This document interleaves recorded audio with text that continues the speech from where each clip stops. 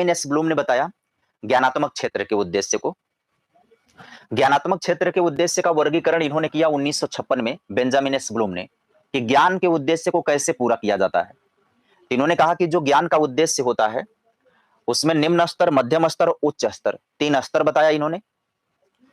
निम्न स्तर में क्या है कि ज्ञान, बोध और अनुप्रयोग, ये निम्न स्तर होता है ज्ञान का। और सबसे निम्नतम स्तर कौन सा होता है? ज्ञान। तो एक सवाल पूछा जाता है कि ज्ञानात्मक क्षेत्र के अधिगम की निम्नतम संप्राप्ति कौन सी है? ज्ञानात्मक क्षेत्र के अधिगम की या ज्ञानात्मक क्षेत्र के शिक्षण अधिगम की सबसे निम्नतम संप्राप्ति क्या है? ज्ञान प्राप्त करना। सबसे उच्चतम क्या है? मूल्यांकन। अभी तीनों का वर्गीकरण पहले समझ लो, ज्ञानात्मक, भावात्मक, क्रियात्मक, फिर आगे समझाएंगे कि ये होते क्या है। तो ज्ञान, बोध और अनुप्रयोग, विश्लेषण, संश्लेषण और मूल्यांकन, ये ज्ञानात्मक क्षेत्र के उद्देश्य हैं। मतलब जब हम किसी विद्यार्थी को ज्ञानात्मक स्तर का शिक्षण कर रहे हैं तो हमारा लक्ष्य होता है कि हम ऐसे ही आगे बढ़ें। पहले विषय वस्तु से संबंधित सूचनाएं बच्चे को दें। सूचनाओं को प्राप्त करना ज्ञान कहलाता है। और सूचनाओं में समझ पैदा करना, यह अंडरस्टैंडिंग, अवबोध स्तर प्राप्त करवाना होता है। और फिर जो ज्ञान व सूचना बच्चे को मिली है वह उसका प्रयोग करना जब जान लेता है तो हम अनुप्रयोग का उद्देश्य पूरा करते हैं। जैसे हम उदाहरण आपको देते चलते हैं। जैसे हम किसी बच्चे को यह बताएं कि बेटा a प्लस बी का होल स्क्वायर बराबर a square plus b square plus 2ab, ये हमने सूचना दे दी, फार्मूला दे दिया, सूत्र दे दिया। कोई भी परिभाषा, कोई भी नियम, कोई भी सूत्र जब हम बच्चे को याद करवाते हैं तो हम ज्ञान देते हैं। फिर वो कैसे है, a प्लस बी का होल स्क्वायर बराबर a square plus b square plus 2ab कैसे हुआ, यह समझाना अंडरस्टैंडिंग है। फिर उसका प्रयोग करके सवाल को हल करवाना जब सिखाते हैं, अनुप्रयोग होता है। फिर ऐसे तमाम ज्ञान सूचनाएं दे करके तमाम प्रयोग करना हम बच्चे को सिखा देते हैं। तो जब जीवन में उससे विकट समस्या आती है, जब बड़ा सवाल उसके सामने आएगा जिसमें एक से अधिक सूत्र का प्रयोग करना, एक से अधिक समझ का प्रयोग करना है, तब वह विश्लेषण लेवल पर जाता है।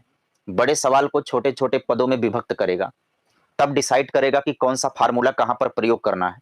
यह विश्लेषण होता है। विश्लेषण के माध्यम से सवाल के अंदर, एक ही सवाल के अंदर कई फार्मूले प्रयोग करके वह हल कर लेता है और फिर सबका संश्लेषण करके अंत में मूल्यांकन कर लेता है।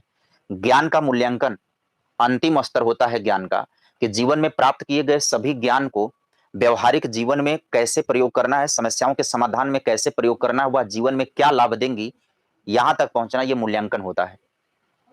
कोई व्यक्ति ज्ञान के जब उच्चतम सीमा पर होता है तो ऑटोमेटिकली उससे दुनिया की और कोई चीज भ्रमित कर ही नहीं सकती, परेशान कर ही नहीं सकती। लेकिन संसार में मैक्सिमम आबादी यहीं पर रह जाती है।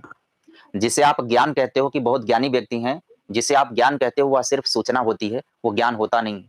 किसी को बहुत सारे ग्रंथ याद हो, किसी को बहुत सारी पुस्तकें याद हो, किसी के पास विषयों की बहुत सारी सूचनाएं हों, वो ज्ञानी नहीं तब तक होगा जब तक कि वह ज्ञान में मूल्यांकन स्तर तक ना पहुंच गया हो। ज्ञान में मूल्यांकन तब होगा जब ज्ञान आपके व्यवहार में उतर जाए, आप उसे जीने लगो, और यह तब आपके अंदर अंतर्दृष्टि पैदा हो जाती है, तब आप दुनिया को समझ जाते हो, चीजों को समझ जाते हो। ज्ञान में मूल्यांकन स्तर तक पहुंचा हुआ व्यक्ति कभी दूसरे का हनन नहीं कर सकता है, मानवता का नाश नहीं कर सकता है, सभ्यता के लिए खतरा नहीं बन सकता है। ठीक है। भावात्मक क्षेत्र का जो उद्देश्य होता है उसका वर्गीकरण किया था बेंजामिन एस ब्लूम ने और क्राथवेल ने। बेंजामिन एस ब्लूम और क्राथवेल ने मिलकर के 1964 में भावात्मक उद्देश्यों का वर्गीकरण किया था, जिसमें प्रमुख नाम आता है क्राथवेल का। इसका संबंध सीधे सीधे हमारे चरित्र निर्माण से होता है। और बेंजामिन एस ब्लूम ने उद्देश्यों का वर्गीकरण करते हुए यह बताया था कि सबसे आसान काम है ज्ञानात्मक क्षेत्र का विकास करना, सबसे कठिन काम होता है भावात्मक क्षेत्र का विकास करना।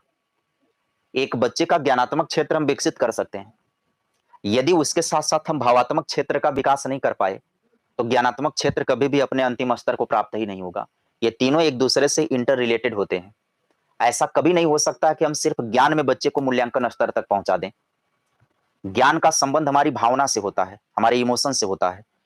जिस अनुरूप व्यक्ति को ज्ञान प्राप्त हो रहा है, अगर उसी अनुरूप उसके भावना पक्ष का भी विकास हो रहा है और उसी अनुरूप उसके क्रिया पक्ष का भी विकास हो रहा है, तभी वह तीनों क्षेत्रों में उच्चतम प्राप्त कर सकता है।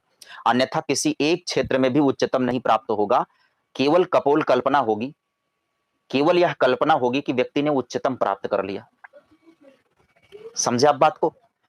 भावात्मक का वर्गीकरण किया तो इसने बताया कि अवधान, अनुक्रिया, अवमूल्यन, विचार, व्यवस्थापन, चरित्र निर्माण। और क्रियात्मक क्षेत्र का जो वर्गीकरण किया वो सिम्पसन ने किया 1969 ईस्वी में। उद्दीपन, क्रिया करना, नियंत्रण, समायोजन, स्वाभाविकरण और आदत निर्माण। इसका संबंध हमारी आदत से है। आगे हम समझाएँगे कि आदत क्या होती है और चरित्र क्या होता है।